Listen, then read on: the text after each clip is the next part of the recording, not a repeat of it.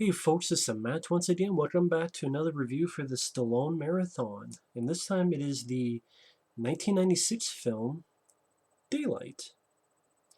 Now, as it says there, it was directed by Rob Cohen, who did the very first Fast and the Furious movie, as well as the very first Triple X movie with Vin Diesel. Before this, he directed Dragging the Bruce Lee story. He also made Dragonheart, Stealth with Jamie Foxx, The Mummy 3 with Brendan Fraser and Jet Li. And this is probably my favorite Rob Cohen film. When the film came out in 1996, it did not do well at all. It flopped badly because it cost around $80 to $90 million, but it only made a little over 30 million in the US.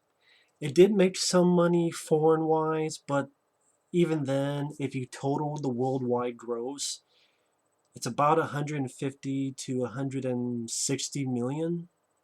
And the fact that that's the entire world, and this was an 80 to 90 million dollar budget, it's not good. It's not good at all. So, for all intents and purposes, this film bombed badly, and this was a bad time for Stallone.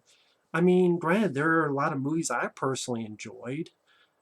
A year later, you'd have Copland, which I love, but that didn't do fantastic, unfortunately.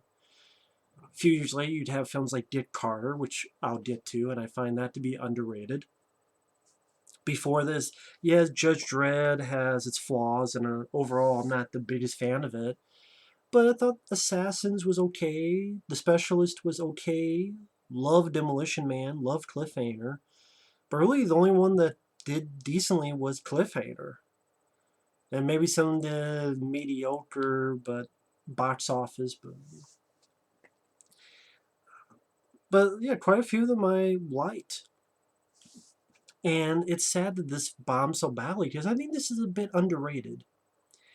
This is around the time where you had a lot of disaster movies coming out. I mean, the same year, 1996, you had Independence Day, which I love.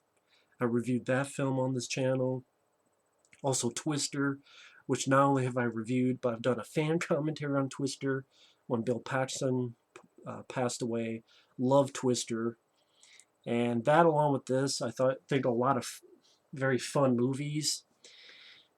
Also, the year after, you had Volcano with Tommy Lee Jones, which I reviewed a few times on this channel because I find that to be a very underrated film.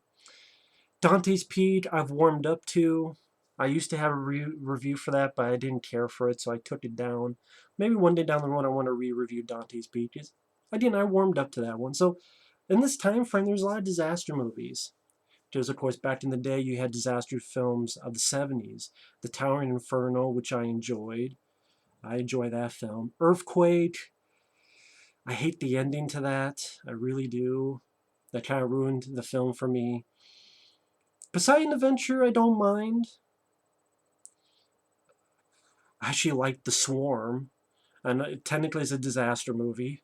I know a lot of people hate that film to death, but I love The Swarm with Michael Caine. I have a lot of fun with that movie. But yeah, other 70s films, and then they kind of took a break for a couple decades and came back in the 90s. Deep Impact, I was never a big of a fan of. Armageddon, there are elements I don't mind. I like it more than Deep Impact, but I was never a big Armageddon guy. But there are elements of it I do like. I don't know, just for some reason that film, I think I liked it when I first saw it back in 1998, but for some reason, as years went down, I don't know. I don't know. I don't. I don't think the film is awful, terrible. It's just not one I watch much. Like if I look at Michael Bay, which granted I talk a lot of shit about Michael Bay, but I actually like The Island, Bad Boys 2, The Rock. Those are more the ones I tend to go towards. But anyway, disaster films. It was cool to see Stallone in this kind of movie. I love that. And I think at the time he said this was going to be the last action film he was going to do because he was getting too old. Of course, that was a total lie because you had a lot of action films after this, including another Rambo film, the three Expendables films, and so forth. But was really cool to see Sylvester Stallone in a disaster flick where he plays an underdog character, Kit Latura, who had a past where he made the best call that he could, but people died, and so he either quit or he got shit canned for it. It's about a year or so later, and he's a taxi driver in New York. And the first chunk of the film is a setup to this explosion in the Holland Tunnel in New York. And you sets up all these characters. For example, how this happens is a bunch of assholes are shipping toxic waste and canisters, which made me think of Men at Work with Emilio Estevez. But toxic waste through the tunnel, and then these criminals steal his car, and they find some diamonds in the car, and they're not paying the fuck attention, and they're being chased, and they crash into this toxic waste. This truck's carrying that shit, and it blows the whole thing up. But before we get to that, we're introduced to a bunch of characters. We have Stan Shaw as a transit cop who works the tunnel. Stan Shaw, you may recognize, he was in a very fun movie that I love called Runaway with Tom Selleck. He was also in the Monster Squad. If you remember that movie, you have the lead kid. The lead kid's dad is a cop, which is the actor Stephen Mott. The cop's partner, that's Stan Shaw. He gets blown up by Dracula, who throws the dynamite at the car. That's Stan Shaw. I thought he did a really good job as the transit cop. You have Amy Brenneman as this woman who's having a bad day, trying to be a writer, and she decides to say fuck it and leave New York. Viggo Mortensen, before The Lord of the Rings, he's here as this rich sports celebrity guy who does these commercials, and he's like a mountain climber. You have this old couple, man and woman, who have a dog. You have this family of a mom and a dad with Danielle Harris of Halloween 4 and 5 and The Last Boy Scout. She's their kid. You have this prison bus with a couple inmates, including Sage Stallone, which this is the other time he worked with his dad, one in Rocky 5, the other in here. Sage Stallone, may he rest in peace. But they all get into the Holland Tunnel, and like I said, these people steal his car, they crash to the tunnel. Fantastic explosion. The explosion in this sequence is very well done because there is CGI by Industrial Light and Magic, which I think is fairly decent and holds up fairly well considering it's 1996. But what's great about it is they actually blend in the usage of miniatures, practical effects, and fire, real fire. So it's not just a 100% CGI smorgasbord of horseshit. It's actually a great blend, which is what it should be. Frankly, I'm fine with it being practical and miniatures all the way, but if you don't have CGI, use it as a tool, not as a crutch. I will admit I stole that line from a guy who did a really great job on a video on this. It's a guy named GoodBadFlicks, and he did a video called Exploring Daylight. It's about 8 minutes long, and I could give you info about the film, but he did a great job with it, so if I remember, and don't forget, I'll put his video down below. Check that out. He did a great job, and he does a really good job in his videos. But fantastic explosion sequence, very, very well done. I mean, the fire is going up, and this poor worker's like, what the hell? And he gets blown up, and the fire cascades over the cars. I like the way that looked. And one of the reasons I love the film is I watch it through Sylvester Stallone's eyes and his character. It's a bit of a redemption story, kind of like Cliffhanger, where they both have a past where someone died, and now they're have to take on this obstacle to, yeah, in a way, save lives. And Cliffhanger, he's got to save the life of his friend Michael Rooker. Here's the survivors, and sort of while Cliffhanger is a bunch of bad guys, here it's the elements itself. And on a quick note, I find if someone mentioned to me that if you look at Stallone and the way he's dressed, he He's dressed like Chris Redfield in the first Resident Evil video game, which I think came out the same year as this, 1996. Could be wrong on that, but he has the little vest and such. He does look like Chris Redfield. In particular, Chris Redfield, Resident Evil 5 with the big muscles. But so I thought that was pretty fun. But I love Stallone's character. He's very low key. He's not over the top. He's not a Superman. He's not Rambo. And hell, I love Rambo to death. Those are some of my favorite movies of Sly. But again, people who keep saying that he always plays the same character, they must not pay attention because this character is nothing like Rocky or Rambo or Freddy in Copland or so forth. And I like that he's trying to do the best that he can. He's just a normal guy in a crazy situation, trying to offer his help, trying to do the best that he can. Again, at the beginning, he's a cab driver. And when this explosion hits, he's trying to do the best in helping people. He gets a guy down and gets the fire off of him. He's helping another guy out of this car the guy's stuck in. He tries to offer his services. He's a bit humble. He is very humble.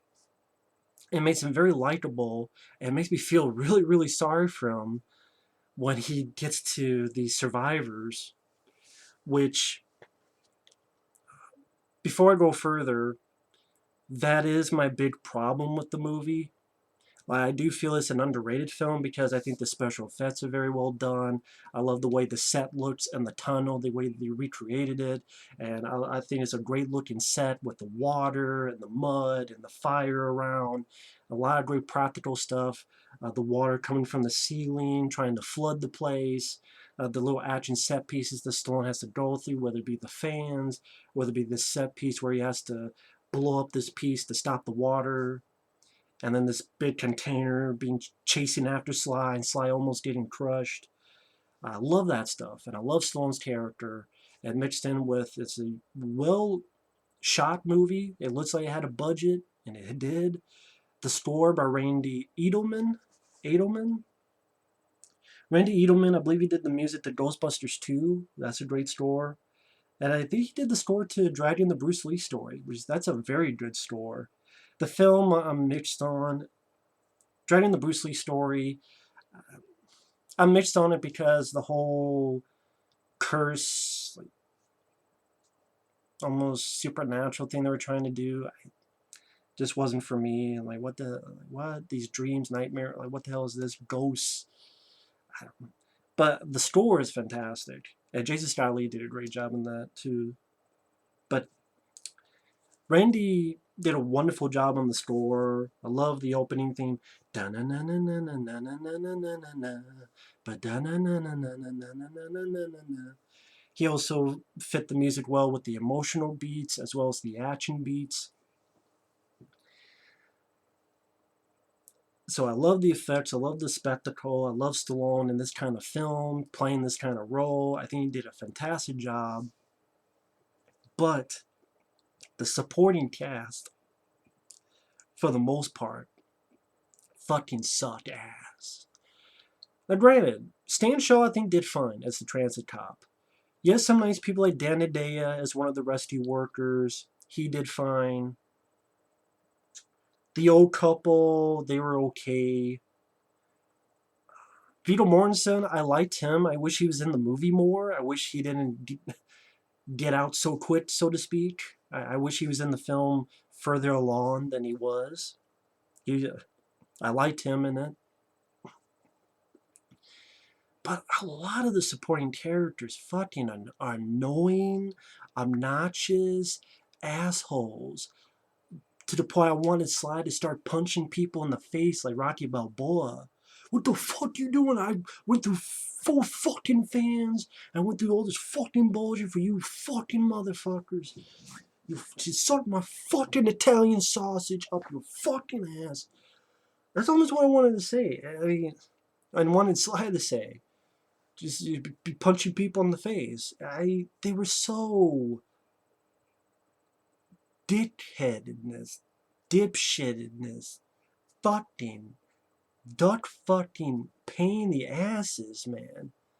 Especially the family of the mom, the dad, and Danielle Harris. Like Danielle Harris, I love Danielle Harris, but she was just annoying in this movie. She was irritating.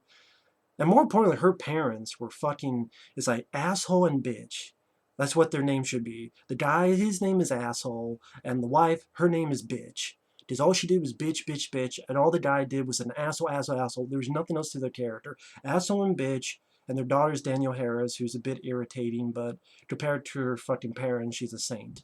So, asshole and bitch, they were the worst parts of the movie to me because anytime they talk and gave Sly shit, I wanted to kick the guy in the nuts and I wanted to punch the woman in the tits.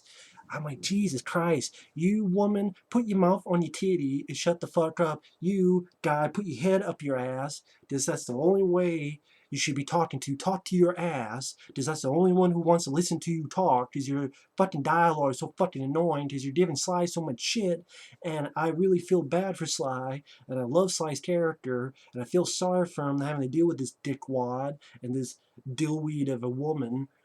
Oh my god. And then some of the prisoners were not that much better. Like Sage Stallone did fine. Sage Stallone, he did perfectly fine. There was another guy, smaller guy, I forget who he is. Most of the time he's just acting scared, but he's there. There was a woman prisoner. I thought she was annoying. I thought she was irritating. I thought she was ear grating. I'm trying to think of the other people. Amy Brenneman, I'm not a big fan of her. I think she's okay at best, but I kind of wish there were a lot of other people that could have gone for this role. Be like, well, what? I mean, there's a lot of better actresses, even at this point. Even Sandra Bullock doing a Return with Sly after Demolition Man. Sandra Bullock, or hell, Gina Davis. I think that would have been cool if there was Gina Davis or Sandra Bullock or many other actresses. Just Amy Brenneman really didn't do much for me, and at times you're just like, I guess she's supposed to be quirky, but she seemed like quirky to the point of like when she's explaining to the like there's these rats coming. And maybe it's the dialogue she was given where she's trying to talk to this lady, the female prisoner that I also don't like. It's like, just imagine it's shit with legs, or and she's like, what? Or shit with feet. It's like, what? And even I'm going, what? I mean, and it almost as if they were trying to force some kind of love story, but kind of vague love story between Stallone and Amy Brenneman. I don't know if they were trying to do that or not trying to do that, or I don't know what the fuck they were trying to do with that. So that's my fault with the film, is that some of the supporting cast, and granted, it made me feel sorry for Sly because let's face it, he used to be with EMS. He's working with them again. Them and cops and such, they have to work with assholes too. I mean, they can't pick and choose who they save. So sometimes they have to save some assholes. And maybe that's more realistic. Maybe that is more realistic. I mean, so I watched this from Stallone's point of view, and I'm going, man, not only does he have to deal with the elements, you have the great scene where he's going through the fans, and you know, he slips through one, and he gets stuck in one, he has to squeeze through, and then there's another where his walkie-talkie gets caught, he has to cut it off and slams down, and then when he gets through, he's like, sort of going around and rappelling down and flies off into this sort of air vacuum he's being blown into. And he's got to push himself off and hit this explosion, make this little explosion to get into the tunnel with them. And he's hurt, and his ear hurts, and they're just on his ass immediately. What? That's it? There's no one else? You're it? You're it? I'm like, yeah, fuck it. He's it. He's Stallone and you're not, so shut the fuck up and let him work. Some of these survivors are just, you don't deserve to survive. You deserve to go sit in the car and stay there until forever. So, yeah, that's the thing with the movie, is that some of the survivors are so fucking either Forgettable. Like Amy Brenneman, that's the best way I could describe her, as forgettable. I think she was a forgettable lead actress. I just did not care for her too much. I like Janine Turner and Cliffhanger more. I like Sandra Bullock and Demolition Man more. Here, no, no, I just, yeah. But again, just made me pull through more for Stallone because he's got to deal with all this horseshit on top of the other horseshit. So you have that great scene where he's trying to get through with the fans. I think that's one of the great set pieces in the flick. And not all of it, but you tell a lot of it was done by Sly himself. So I give credit to that, a lot of credit to that. I love the scene where he's trying to get the Viggo Mortensen, who has gone through to this shaft, and Sly's trying to tell him, "Hey, this thing is like a house of cards, and it could fall on you." And Vito doesn't listen, and then Sly goes, "Well, I hope you make it." And Vito doesn't make it, which is too bad. Kind of wish he was in more of the film. But he's just trying to do the best that he can. And you have this one asshole prisoner trying to kill. He tried to choke Sly before, and he tries to kill the other guy, Sage Stallone. And he just blown back from when that shaft gives way. And really well done effect and well done stunt when the guy flies back and you have the fireball. But the movie's trying to make us feel sorry that this character dies, and I'm going, don't give a shit if he dies. He tried to choke Sly, and he tried to crush this one guy with a rock.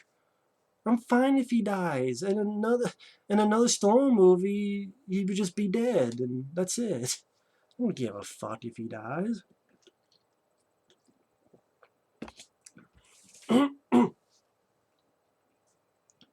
Tell my dad that I save people. And then the old guy's like, yeah, I'll tell him you're a real hero. I'm like, yeah, that's a crock of shit lie. And the guy's like, he won't believe you. Of course he won't believe you. You tried to smash a guy's head with a fucking rock and tried to choke Stallone, who just down there to save your sorry ass. Fuck you and your holes. Yes, he deserved to die and burn in hell, or whatever the hell Sam Jackson said in A Time to Kill. I fucked that up. I haven't seen that movie in forever, but I do like that movie. But anyway, going off track. But really great explosion. Even during that scene, you have the explosion that goes along the wall and fucks up all the tiles. Very well done, practical effects. Like the water come from the ceiling. These people still giving him shit. He's like, I don't know, okay? I don't know anything. I'm just going to try to do the best that I can. And he's got to stop this water so they don't drown. Gets on this tanker. Love the shot when he's hanging from the waterfall and the pullback of the camera. Just feels epic to me. And that's another piece of the score I really enjoy. Fits the scene perfectly. And he puts a bomb in there. And he tries to get far away, but the wires get tangled. And he's like, forget about me, go! And he blows it. It seals the thing up. But this big canister, this big container is running and going after Sly and Sly. Great shot where the thing is right behind Sly. It's a gigantic fucking container ready to crush him.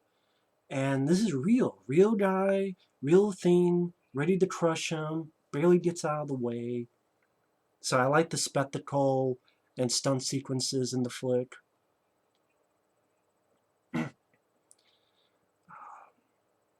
One thing leads to another. Stan Shaw, he gets crushed by a vehicle. The rest save him, get him out of there, which doesn't really amount to anything. Just later on, they have to abandon him because he has a broken neck. But hey, they did the best that they could. I like the scene between Stan Shaw and Stallone. They have a nice little emotional moment when Sly has to leave him because Stan Shaw tells him to. Because they have to go in this place that's underwater, and then at least this little bunkhouse, little chapel. And then they find another room beyond that, and that's where you get to these group of stairs. And this big fucking beam comes down right in front of Sly, breaks the stairs. Sly falls into the water. Once again, a great stunt. I like the way the shot was framed. It's not fast cuts, fast editing. It's not confusing editing. I didn't really care for the fact that Amy Brenneman tries to help and then she falls in.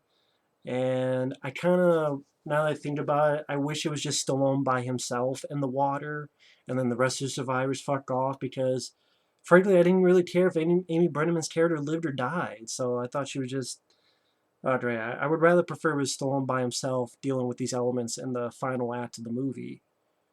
That, okay, maybe to go with the whole thing. Is he going to give up on himself because he's not there to save anybody? He has saved them, or is he going to fight to survive?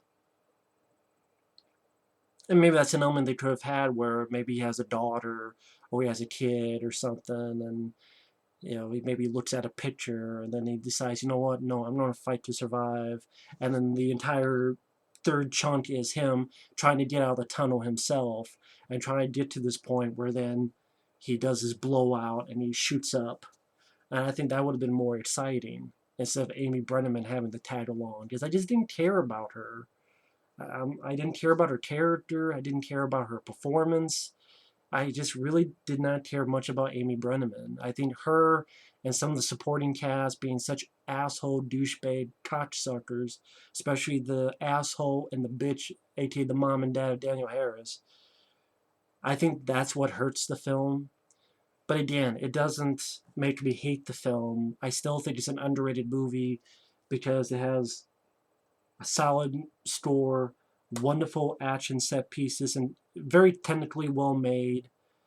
I love the premise being trapped in the Holland Tunnel, just trying to escape. I think that's a very cool premise for a film. They had the budget behind it. I think Stallone gave a very natural performance, very low-key performance. I thought he did a great job. It's definitely one of the more underrated performances by Stallone because you never hear anyone talk about it. And I thought he did perfectly fine, more than fine. Man, I love the moment where after the whole thing happens, he's talking to the tunnels or talking to himself. It's like, keep trying, you piece of shit. Keep trying. You killed everybody else. But you know what? You haven't killed me. Well, I found your heart. I found your heart. I'm going to blow out your body. Just punches a hole through this mud to put this bomb there. I love that scene. Love that little monologue of pissed offness that he gives. Love that. There's a blowout. Him and Amy Brenneman get up to the top. Kind of interesting that the last shot is of the Twin Towers, because it's them being carted off to the ambulance, and then the last shot is on the Twin Towers, and it's a little bit, I wouldn't say creepy, but it's like, oh wow, this is a movie about a disaster where EMS agents and a disaster in New York, and the final shot is the Twin Towers. But I mean, that's not the movie's fault. And I would rather have it be there than be taken out, because I remember back when 9/11 happened, and the point where people said, oh, well, they don't go back in the movies and they don't take out the Twin Towers. And I'm like, yeah, that's a really stupid idea. So I'm glad they nixed that idea, because it deserves to be there. And then the movie ends with a song I really enjoy by Donna Summer and Bruce Roberts called Whenever There Is Love. Whenever there is love, whenever there is love, which I'm doing a great job butchering. And I'm not sure if the song fits the film because there's not really a love story in there. Unless you want to talk about Stallone and Amy Brenneman, which is the vaguest of things, which even that didn't need to be in it. So it's not really a love story, but at the same time, I love the I love the song. I'm very entertained by the movie, and I love the song, so I'm fine with it being there. Even though I'm not sure if it really fits with the movie, but